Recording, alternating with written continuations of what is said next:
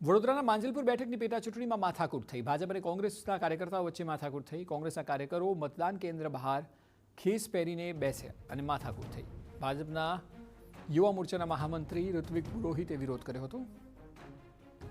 ભાજપ કોંગ્રેસ વચ્ચે માથાકૂટ થતાં પોલીસ દોડી આવી હતી. પોલીસે તાત્કાલિક કોંગ્રેસનો ખેસ હટાવીને મામલો થાળે પાડ્યો. કોંગ્રેસે પણ ભાજપ પર ખેસ પહેરીને પ્રચાર કરવાનો આરોપ તો લગાવ્યો છે.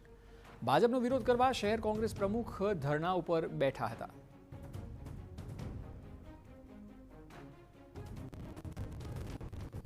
ભાજપ પર કોંગ્રેસ ઉમેદવારનો ગંભીર આરોપ. ભાજપે આચારસંહિતાનો ભંગ કર્યો હોવાનો કોંગ્રેસ ઉમેદવાર ભીખાભાઈ રબારીએ દાવો કર્યો.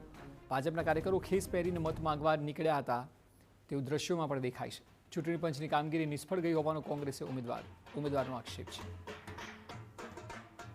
નવીનગર, અનુપમનગર, વિજયવાડી આ વિસ્તારની અંદર એ લોકો નીકળ્યા છે મત આપો તો આચારસંહિતાનો ભંગ છે ને.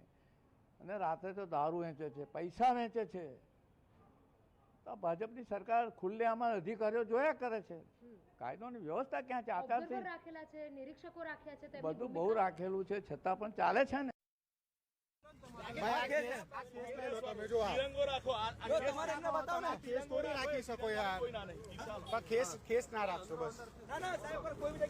આવ્યો હતો અને ભાજપને મત આપો તેવું ખેસ પહેરીને કહેવામાં આવ્યું જે પ્રકારે દ્રશ્યોમાં છે. તો બીજી તરફ ભાજપે કોંગ્રેસ પર પણ આરોપ લગાવ્યો કે ખેસ પહેરીને તેમના કાર્યકર્તાઓ બેઠા છે. એટલે બંને જગ્યાએ આચારસંહિતાના ભંગનો દાવો કરવામાં આવ્યો છે.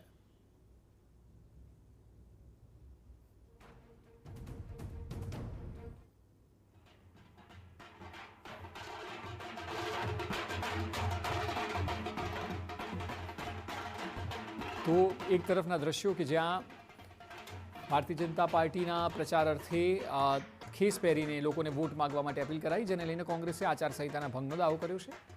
અને બીજી તરફ ભાજપે કોંગ્રેસ પર ખેસ પહેરીને બેઠા હોવાથી તેમના ઉપર પણ આચારસંહિતાનો દાવો કર્યો, આરોપ લગાવ્યો.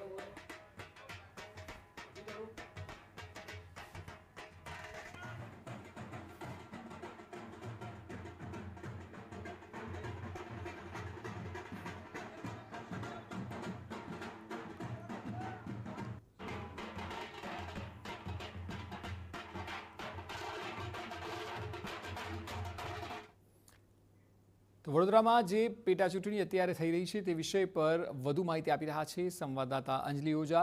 અંજલિ, એક તો મતદાન નીરસ હતું થોડી વાર પહેલા જ્યારે આપ જણાવી રહ્યા હતા, અને તેની વચ્ચે હવે બંને પાર્ટી એકબીજા પર આચારસંહિતાના ભંગનો આરોપ કરી રહી છે. આપ જણાવો કે અત્યાર સુધીનો દિવસ કેવો રહ્યો?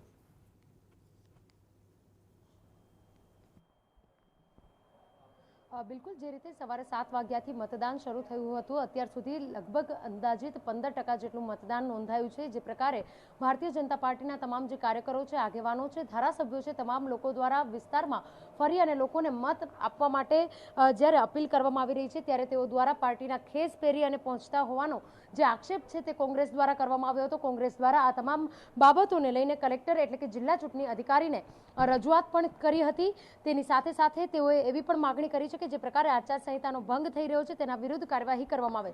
બીજી તરફ ભાજપ અને કોંગ્રેસના કાર્યકરોની વચ્ચે એક બબાલ થઈ હોવાની પણ વિગતો સામે આવી હતી. આ તમામ બાબતોની વચ્ચે જે પ્રકારે હાલ ચૂંટણીનો માહોલ છે તે ક્યાંક જે ચૂંટણીનો જંગ છે તે ચોક્કસથી જોવા મળી રહ્યો છે. ભાજપ તરફી અને કોંગ્રેસ તરફી બંને તરફથી એકબીજા પક્ષ પર જે આક્ષેપબાજી છે તે થઈ રહી છે. મતદારો અહીં આગળ પહોંચ્યા છે, તેમની સાથે વાત કરીશું. મતદાન કરવા માટે પહોંચ્યા છો, મત આપવાનો અધિકાર, અને જ્યારે આજે ભારે વરસાદની આગાહી પણ હતી, આ તમામની વચ્ચે મતદાન કરવું કેટલું જરૂરી હતું? મતદાન કરવું ખૂબ જ જરૂરી છે, કારણ કે આપણું આ લોકશાહીનું પર્વ છે અને આ લોકશાહીનું પર્વ આપણે સારી રીતે ઉજવવું જોઈએ, શાંતિપૂર્વક ઉજવવું જોઈએ. અને તમને જે પણ સારો ઉમેદવાર લાગે એને વોટ આપવો જોઈએ. અને કારણ તો જ આપણી લોકશાહી મજબૂત થાય. આપણે ભારતને જો વિશ્વની મહાસત્તા બનાવી છે તો આપણે આપણી લોકશાહીને ખૂબ જ મજબૂત કરવી પડશે. બિલકુલ, હજુ અંતિમ દિવસ સુધી તમામ જે પક્ષના લોકો છે તેઓ એકબીજા પર આક્ષેપો કરી રહ્યા છે. તેની સાથે સાથે મત આપવા જાય તે માટે મતદારો સુધી આજે પણ જઈ રહ્યા છે. કેવો માહોલ હતો અને કેવાની વચ્ચે આપ મત આપવા અહીંયા માટે પહોંચ્યા? માહોલ એટલે એકદમ અત્યારે બિલકુલ સુસ્ત માહોલ છે, બિલકુલ પબ્લિક નથી. હું એકલો જ હતો, લાઈન જેવું લાગ, મને ઘરેથી નીકળ્યો ત્યારે એવું લાગતું બહુ મોટી લાઈન હશે, પરંતુ લાઈન જેવું કશું છે. એટલે પબ્લિક અત્યારે નિરાશ છે, ઉદાસ છે, અને જે પણ સત્તાધારી પાર્ટી છે તેનાથી ખૂબ જ એ લોકો નારાજ છે. તેના માટે લોકો વોટિંગ કરવા બહાર નીકળ્યા નથી.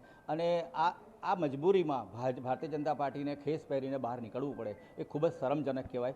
જ્યારે તમે લોકશાહીની વાત કરતા હોય, જ્યારે ભારતનો વડાપ્રધાન નરેન્દ્ર મોદી હોય અને એ બધી મોટી મોટી વાતો કરતા હોય, અને જ્યારે ભાજપના જ લોકો કાનૂનનો ભંગ કરીને આજે ચૂંટણીના દિવસે ખેસ પહેરીને પહેરે, એક સદંતર અપમાન છે. હું તો કહું છું કે જો આ રીતે કરવામાં આવે તો તાત્કાલિક એ ઉમેદવારને ઉમેદવારી પત્ર રદ કરી દેવું જોઈએ અને સામેની પાર્ટીના જે ઉમેદવાર હોય એને વિજેતા જાહેર કરવો જોઈએ. તો જ એક વખત આવી જો સજા કરવામાં આવશે તો જ આ લોકો બધા સુધરશે, બાકી કોઈ સુધરવાનું નથી. બિલકુલ, આપ પણ મતદાન કરવા માટે પહોંચ્યા છો, કેવો માહોલ આપને લાગ્યો અને મત અધિકારનો ઉપયોગ કરવો કેટલો જરૂરી?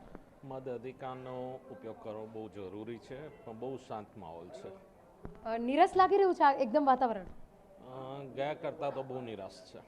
બિલકુલ, તો જે રીતે મતદારો પણ કહી રહ્યા છે કે જે પ્રકારે તેઓ ઘરેથી નીકળ્યા ત્યારે તે લોકોને એવું લાગી રહ્યું હતું કે ખૂબ જ લાંબી લાઈનો હશે, પરંતુ જ્યારે મત આપવા માટે અહીંયા આગળ પહોંચ્યા ત્યારે ખૂબ જ નિરાશ જે વાતાવરણ છે તે જોવા મળી રહ્યું છે અને નિરાશ માહોલની વચ્ચે મતદારો પોતાનો મત અધિકારનો ઉપયોગ કરવા માટે પહોંચ્યા છે. જે રીતે 260 જેટલા મતદાન મથકો પર જે મતદાનની જે પ્રક્રિયા છે તે હાથ ધરવામાં આવી હતી, તેની સાથે સાથે 2,60,000 જેટલા મતદારો છે કે જેઓને પોતાના મત અધિકારનો ઉપયોગ કરવા માટે પહોંચવાના હતા. હાલ જે પ્રકારના દ્રશ્યો આપ જોઈ રહ્યા છો, તમામ જે મતદાન મથકો છે, હજુ પણ આ તમામ મતદાન મથકો પર નિરસ વાતાવરણ જોવા મળી રહ્યું છે. એક બે જે મતદારો છે તેઓ પોતાના મત અધિકારનો ઉપયોગ કરવા માટે પહોંચે છે, પરંતુ જે પ્રકારે ભાજપ અને કોંગ્રેસના આગેવાનો છે બંને તરફી એકબીજા પર જ્યારે આક્ષેપો કરવામાં આવી રહ્યા છે ત્યારે આ ચૂંટણીનો જંગ ખરાખરીનો જંગ હોય તેવા દ્રશ્યો પણ હાલ વડોદરા માંજલપુર વિધાનસભામાં જોવા મળી રહ્યા છે.